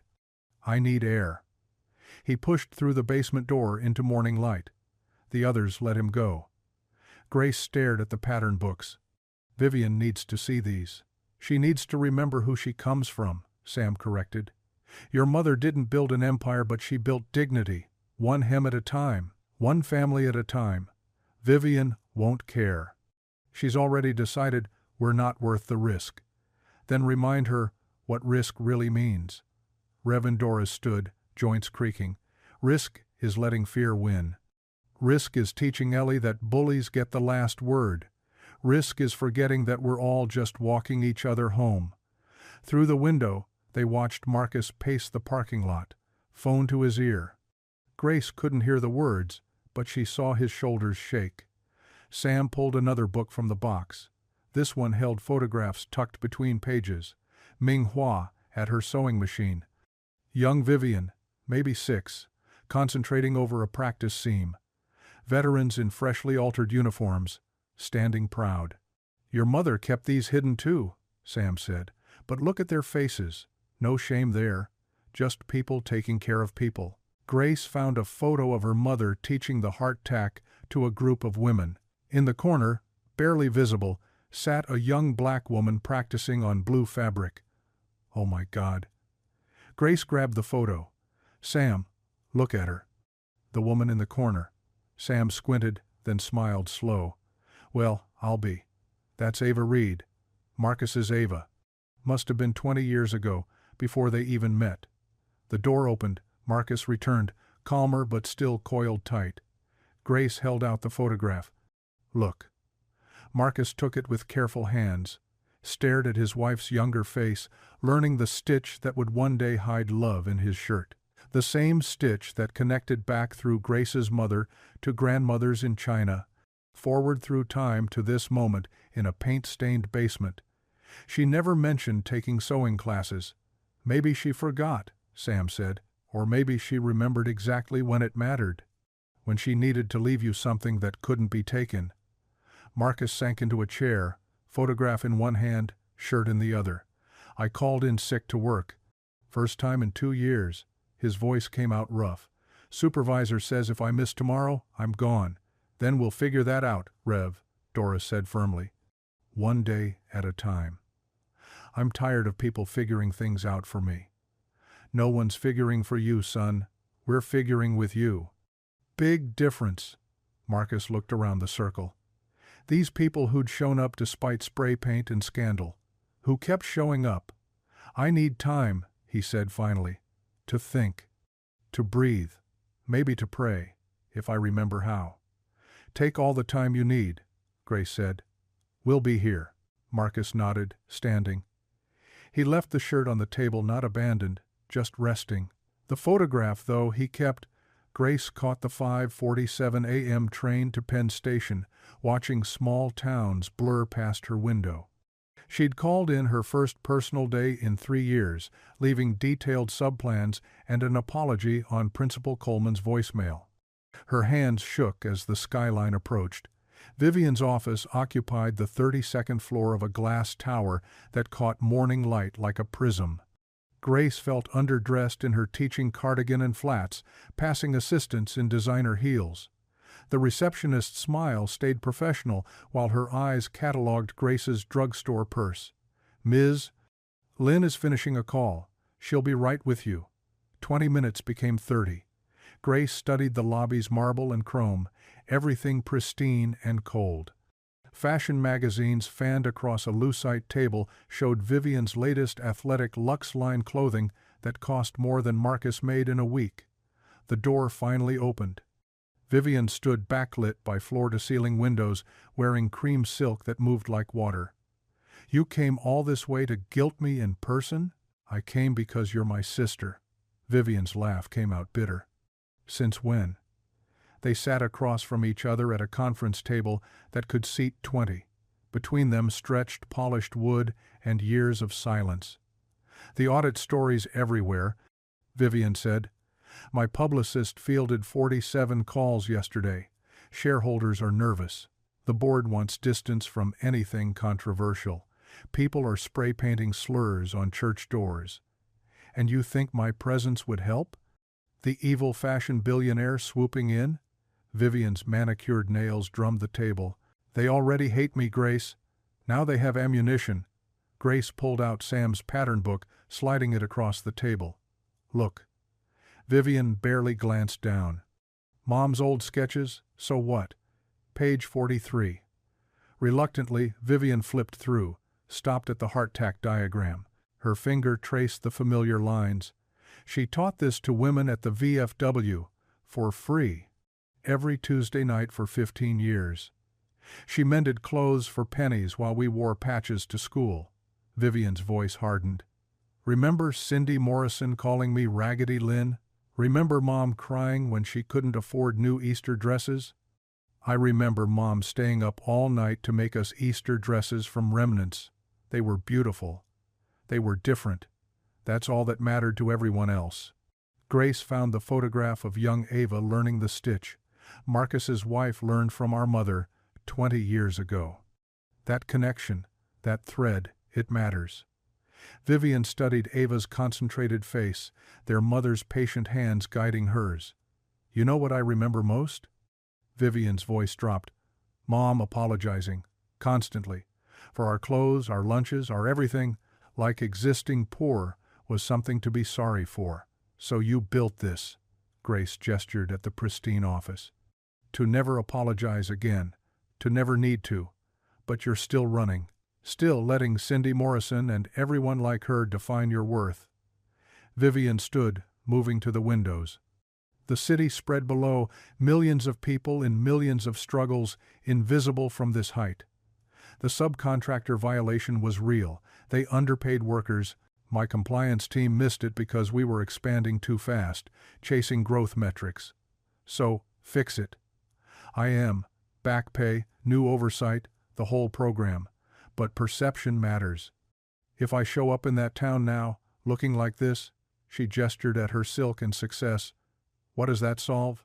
You show up as Ming Hua's daughter, not the fashion CEO, not the billionaire. Just Vivian who learned to sew in a 2-bedroom apartment and made something from nothing. That Vivian disappeared a long time ago. No. You buried her under silk and shareholders. But she's still there. Grace stood, gathering the pattern book. Mom never asked us to be perfect. She asked us to be kind. To pass on what we learned. You learned how to build. So, build something that matters. Vivian turned from the window. Her reflection caught in the glass, successful, untouchable, alone. They'll tear me apart. Some will. Others might surprise you. And if they don't, then at least you'll have tried. That's more than running gives you. The sisters faced each other across the perfect office, the weight of their mother's memory between them. I have a board meeting at 3, Vivian said finally, to discuss distancing the brand from the scandal. Grace waited. Or to discuss doubling down, expanding the veteran hiring program, moving production to that town, creating jobs. Real investment, not charity. Which will you choose? Vivian picked up the photograph of Ava, studying the careful stitches their mother guided. I'll need to pack different clothes. Nothing that costs more than a car payment. Grace's breath caught. You'll come? Tomorrow, after the board meeting. Either I'll come with resources, or I'll come with severance, but I'll come. They didn't hug. Years of distance couldn't be bridged that quickly. But Grace squeezed her sister's hand before leaving, and Vivian squeezed back. The kitchen smelled like burnt toast and apple juice. Ellie pushed mac and cheese around her plate, describing her day in exhaustive detail, Jamal's bloody nose, the substitute teacher who couldn't find the reading corner, her new green crayon that Sarah tried to steal. Marcus nodded at intervals, barely tracking. His mind stayed stuck in that basement, on Ava's young face learning stitches from a stranger who'd become invisible thread in their lives. Daddy, you're not listening. He blinked. Ellie had stopped eating, studying him with those eyes that missed nothing. Sorry, baby. Long day. Lots of long days lately. She said it matter of fact, no accusation. Just truth from an 8-year-old who'd learned to read grief like weather. Marcus set down his fork. The words came without planning. Your mom would have wanted me to stand taller, not smaller. Ellie tilted her head. You're already tall. Not that kind of tall. The inside kind. The kind that doesn't shrink when people stare. Like when everyone stared at your shirt? Yeah. Like that. She considered this, then reached across their small table to pat his hand. An old gesture, copied from watching him comfort others. Mom's shirt makes you taller, even when you feel small. Marcus turned his hand palm up, catching her tiny fingers. How'd you get so smart? From you, she said simply, and from Mom through you. They finished dinner in comfortable quiet, Ellie drawing hearts on her napkin while Marcus washed dishes. Outside, evening settled over their small town. Tomorrow would bring whatever it brought. But tonight, in this kitchen that still held Ava's memory in every corner, Marcus stood a little taller. The rental car was deliberately modest, a gray sedan that wouldn't turn heads. Vivian had changed clothes 3 times at the airport, finally settling on jeans and a cotton sweater she'd bought at Target that morning. Her hands trembled slightly on the steering wheel as she pulled into the church parking lot. Grace waited by the basement door, arms crossed against the evening chill. You came. Board voted unanimous support, Turns out authentic accountability polls better than defensive PR. Vivian's voice carried forced lightness. Who knew? They descended the basement stairs together. The space still smelled faintly of bleach from scrubbing away the spray paint. Sam sat at his sewing machine, adjusting a child's hem. Marcus stood near the clothing racks, sorting donations with mechanical precision. He looked up at their entrance, freezing, mid-fold. Marcus, this is, I know who she is. His tone stayed neutral, careful. Seen her picture in Ellie's fashion magazines. Vivian stepped forward. Mr. Reed, I wanted to apologize. Don't. Marcus set down the shirt he'd been folding. Not here for apologies. Here for solutions. The basement fell quiet except for Sam Singer humming through a seam. Okay. Vivian pulled out her phone, switching to business mode like armor. Here's what I'm proposing. The subcontractor is terminated, effective yesterday. Every underpaid worker gets back wages plus penalty compensation. My foundation will handle it directly. No corporate bureaucracy. Sam's machine stopped. He swiveled his chair to listen. But that's triage. The real fix is this. I want to launch a pilot manufacturing line here, in this county. Living wages, full benefits, flexible schedules for parents. Manufacturing what? Marcus's skepticism showed through. Basics, the kind of clothes people actually wear. School uniforms, work shirts, everyday pieces that last. She glanced at his chambray. Quality that matters, not trends that expire. Grace moved closer to the table. How many jobs? 50 to start, more if it works. Priority hiring for veterans, single parents, anyone getting back on their feet. Vivian turned to Sam. I need someone who knows both craft and community. Would you consider consulting? Helping design training programs? Sam's weathered face cracked into the first smile anyone had seen in days. 40 years of tailoring, and someone finally asks me to teach it proper. This is real? Marcus's voice stayed guarded. Not some PR move that disappears when the news cycle changes? Vivian met his eyes directly. My mother taught your wife to sew. That shirt you're wearing? I designed it when I was 23, broke, trying to prove clothes could be both affordable and dignified. I failed, then chose margins over meaning. This is my chance to get it right. The basement absorbed her words. Marcus studied her face, searching for the angles, the catch. There's a catch, Vivian continued, reading his look. We need to be transparent. Completely. That means a public forum, addressing both the scandal and whatever's happening with this PTA situation Grace mentioned. Carol won't back down easy, Grace warned. She's got half the PTA convinced the closet is corrupting school values. Then we give them something bigger to consider. Vivian pulled out a folder. Employment projections, tax revenue, economic impact. Make it about the whole community, not just the school. Marcus picked up one of the projection sheets, scanning numbers that meant jobs, stability, dignity, returned. When? Tomorrow night. School gym, 7 o'clock. That's fast. Momentum matters. Wait too long and narratives harden. Sam stood, joints creaking. I'll call the VFW folks. Get bodies in seats. Grace nodded. I'll handle school-side logistics. Dr. Coleman needs to be on board. They moved into planning mode, dividing tasks with the efficiency of people who'd learned to work with what they had. Vivian took notes on her phone, occasionally asking Sam about equipment needs, training timelines. Marcus watched it unfold, hope and suspicion warring in his chest. These weren't his people, fashion executives, and connected folks who could change lives with phone calls, but here they stood, in a paint-stained basement, building something together. I should go. He moved toward the stairs. Ellie needs dinner. Marcus. Grace caught his arm gently. This only works if you're part of it. Your voice, your story, that's what people need to hear. I'm just a forklift operator who can barely make rent. You're a father who kept showing up. Vivian's voice surprised them all with its quietness. That's exactly who should be heard. Later, in his small bedroom, Marcus set up the ironing board Ava had bought at a yard sale years ago.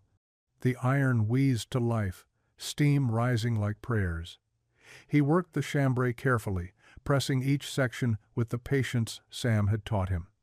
The fabric responded, wrinkles releasing their grip, the shirt becoming itself again. From the hem pocket, he withdrew Ava's note, reading it once more in the lamplight. For every hard day. Tomorrow would be hard, standing in that gym, facing Carol's judgment and the town's divided opinions. But tonight, he had work to do. He folded the note precisely, tucking it back into the hidden pocket. Then hung the shirt on the bedroom door where moonlight could find it.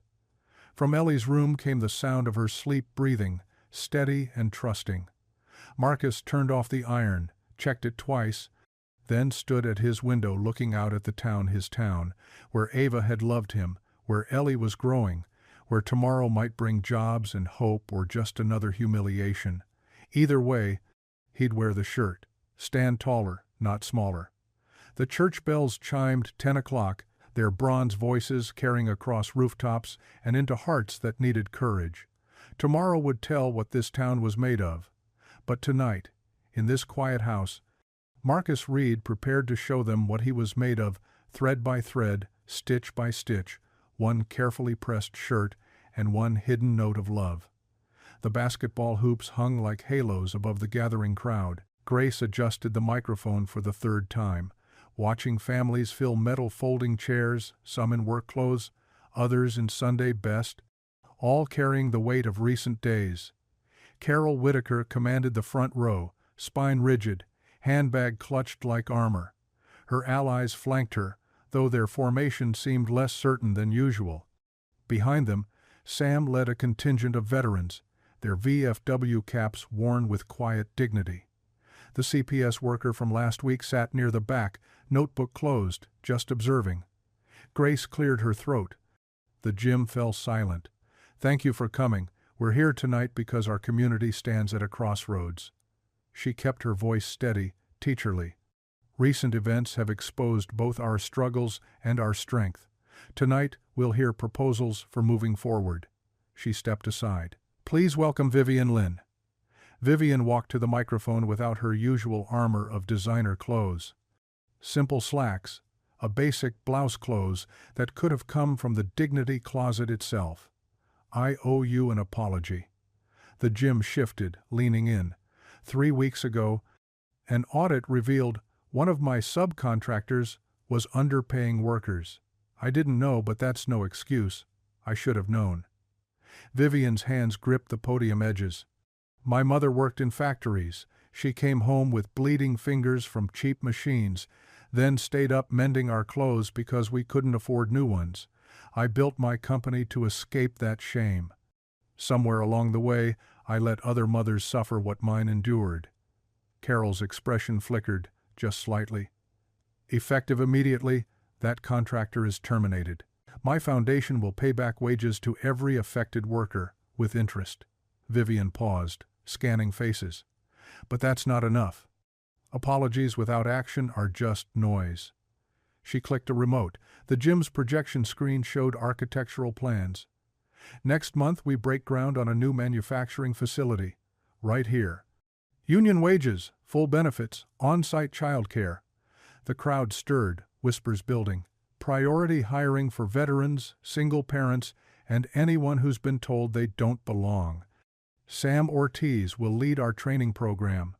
Gasps rippled through the rows. Someone in the back started clapping, then stopped, unsure if it was allowed. "This isn't charity. It's business. Good business. The kind my mother would have been proud of." Vivian sat down. The gym buzzed with stunned energy. Grace returned to the microphone, pulling up her prepared slides. Charts appeared showing attendance drops after the parent dress code's trial run. Testimony from families who'd stopped coming to school events. Photos from other districts where similar policies had been struck down as discriminatory. The data is clear. This policy hurts exactly the families our school should be supporting most. Dr. Coleman rose from his seat among the administrators.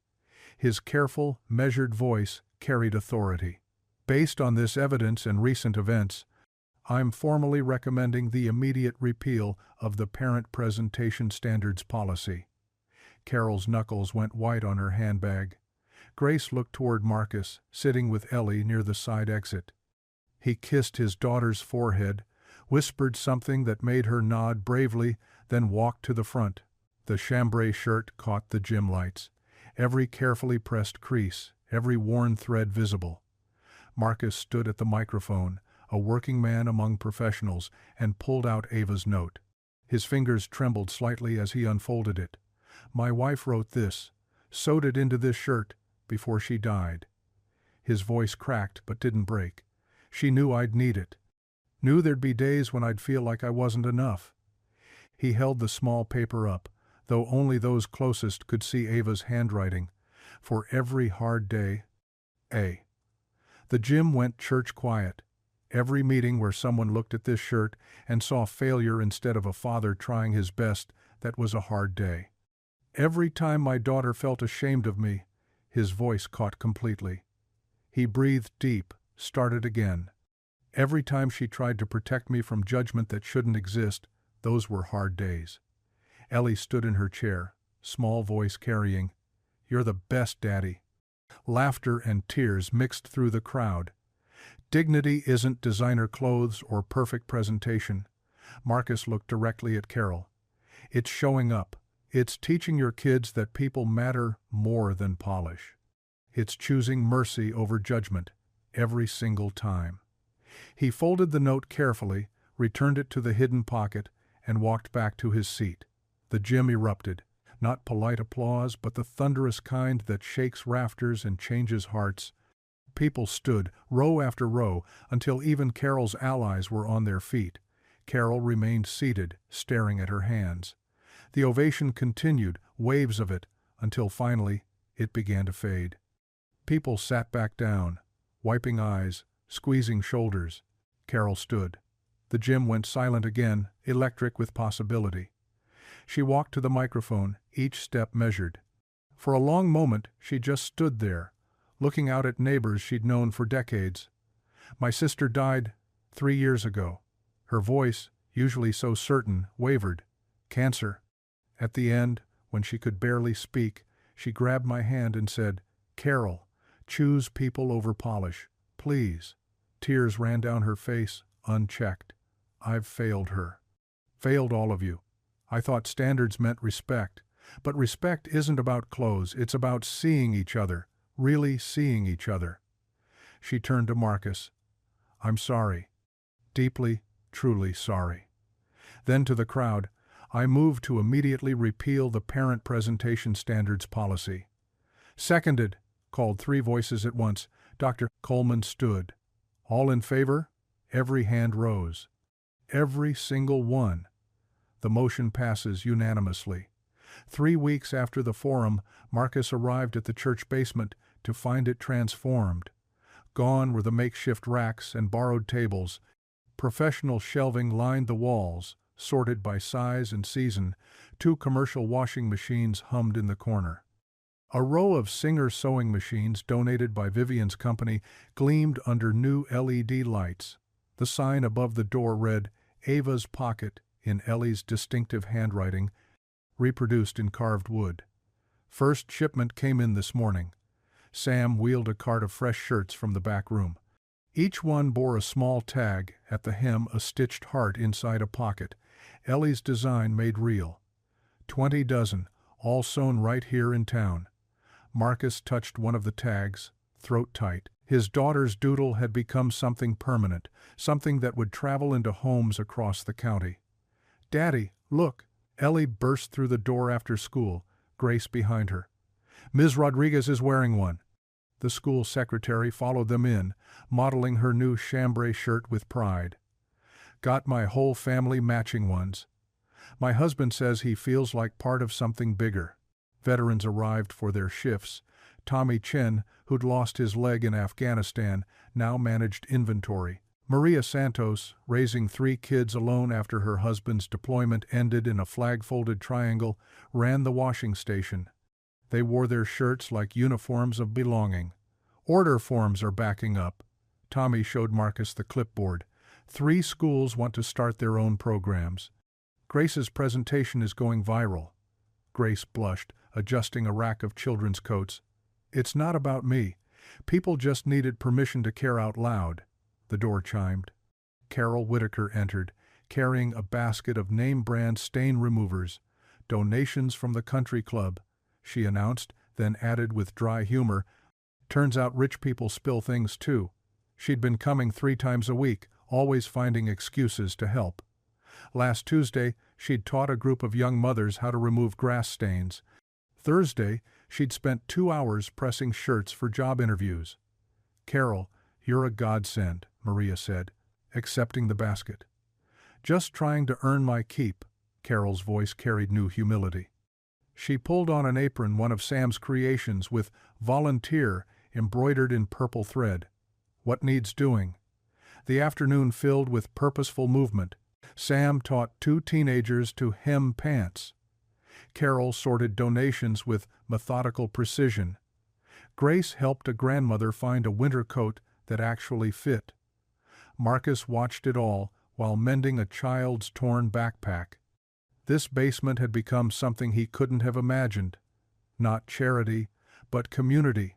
Not pity, but partnership. Mr. Reed?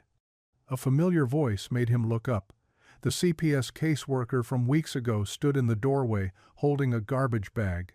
Marcus's stomach clenched, old fear rising. Peace, peace. She raised a hand, smiling. I'm off duty, brought these from my own kids' closets. They outgrow things faster than weeds. She pulled out barely worn sneakers, good jeans, a stack of shirts. I wanted to apologize too. That complaint was clearly malicious. Case is completely closed, permanently sealed. She looked around the bustling space. What you've built here. This is what protecting children really looks like. Tommy logged her donations while she filled out a volunteer form. You want to help sort? Maria offered. I'd love that. By 5 o'clock, the basement hummed with conversation. Someone had brought cookies. Someone else made coffee. Parents swapped advice while kids played in the corner Ellie had claimed as an art station. Marcus found himself beside Grace, folding a pile of donated blankets. Dinner? She asked quietly. I made too much soup again. It had become their rhythm. Twice a week, sometimes 3, they'd share meals. Nothing formal, nothing forced. Just soup and bread, homework help for Ellie, conversations that ran past bedtime. Ellie's been begging for your cornbread recipe. Then she shall have it. Grace smiled, tucking a strand of hair behind her ear. She's already better at measuring than I am. They walked home together, Ellie between them, chattering about her day. Neighbors waved from porches. The evening light caught the stitched hearts on their shirts, Marcus in his original, Grace in one of the new ones, Ellie in a child-sized version she'd insisted on decorating with fabric markers. Ms. Grace, are you my daddy's girlfriend? Marcus nearly choked. Grace laughed, not unkindly. I'm your daddy's friend, sweetheart. Good friends take care of each other. Like how mommy's shirt takes care of daddy? The adults exchanged glances over her head. Exactly like that, Marcus said softly. Later, after soup and cornbread, after Ellie had fallen asleep on the couch watching cartoons, Marcus and Grace sat on the front steps. The night was warm enough to sit outside without jackets. The whole town's different, Grace said. Mrs. Patterson told me people are calling it the night everything changed. Shame into pride, Marcus agreed. Never thought I'd see it. You stood up there and changed hearts. We all did. You, Vivian, Sam, even Carol. He paused. Especially Ava, somehow. Grace's hand found his, a gentle pressure. She'd be proud. Marcus squeezed back, feeling something he hadn't felt in 2 years, not the absence of grief, but the presence of hope alongside it. Inside, Ellie stirred, mumbling about needing her bed. Marcus stood to carry her, but paused. Tomorrow's Saturday. Ellie wants to paint hearts on the basement walls. You free? Wouldn't miss it. They went inside together. Grace helping tuck Ellie in while Marcus put away dishes. Ordinary movements in an extraordinary new rhythm. The town had changed. They were changing too. 1 year later, the September air carried promise through the elementary school's open doors. Banners reading First Annual Dignity Story Day fluttered from the entrance, hand-painted by students with hearts stitched in every corner. Marcus adjusted Ellie's collar one last time in the parking lot. They both wore the chambray shirts, his original, carefully preserved, and hers from the new line with extra hearts she'd added in fabric paint. "Ready, little artist?" "Ready, Daddy." Grace met them at the sidewalk, her own shirt crisp and new, the heart at the hem catching morning light. Behind her, Vivian climbed from a rental car, looking nothing like the corporate executive who'd first arrived in town. Her chambray was rolled at the sleeves, hair pulled back simply. The factory workers sent these. Vivian held up a box of tiny stitched hearts, pins for everyone attending. They wanted to contribute. The factory had been running 6 months now, employing 42 people. Veterans, single parents, folks getting second chances. Last week, they'd gotten their first major retail order. Auntie Viv. Ellie hugged her tight. The sisters had been rebuilding slowly. Monthly visits became weekly calls, became this standing together on sacred ground. At the entrance, Sam Ortiz sat at his singer, hemming pants for a father who'd arrived early. The machine's familiar whir greeted everyone who passed. "Morning, troops?" Sam looked up, eyes bright behind his glasses. "Big day." "The biggest," Marcus agreed. Inside, the gym had transformed. String lights crisscrossed the ceiling. Children's artwork covered every wall, pictures of clothing that told stories. A grandfather's worn cap, a mother's church dress, work boots and wedding shoes and baby blankets. Carol Whitaker rushed over, clipboard in hand, but smile genuine. "Marcus, you're at table 3 for the presentation." "Ellie, honey, your artwork is already on the easel." She wore her chambray with a vintage brooch, her late sister's pinned above the heart. "Whole PTA's here," Carol added quietly. "Even the ones who voted for that awful policy. They want to make amends." The gym filled steadily. Parents who'd once whispered now embraced. Teachers wore their hearts proudly. Dr. Coleman moved through the crowd, shaking hands, his own shirt slightly too big but worn with dignity. "Places, everyone," Grace called out, teacher voice cutting through chatter. The assembly began with the Pledge of Allegiance, hundreds of hearts over hearts. Then Dr. Annie Mdz Addery. Coleman took the microphone. "A year ago, we almost lost our way. We confused appearance with character, conformity with community. But one shirt, one father's courage reminded us what matters." He gestured to Marcus, who felt heat rise in his cheeks. "Today, we celebrate not fashion but fabric, the fabric of our community, stitched together by kindness." The first presentation came from the second graders, singing a song about patches and patterns.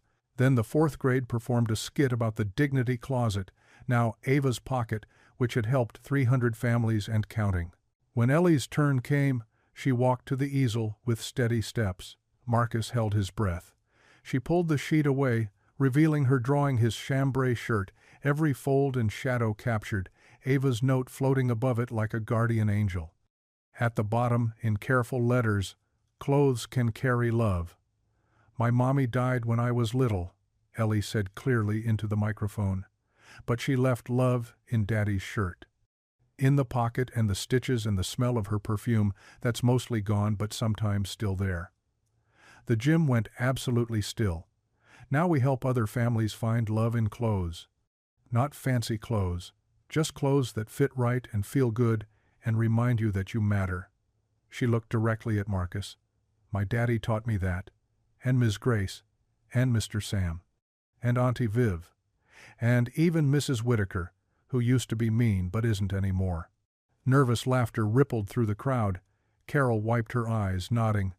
"So, when you wear your heart," Ellie pointed to her hem, "remember it's not about the shirt, it's about the love inside it."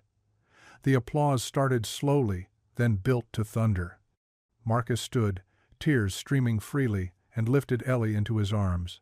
Grace's hand found his shoulder. Vivian pressed close.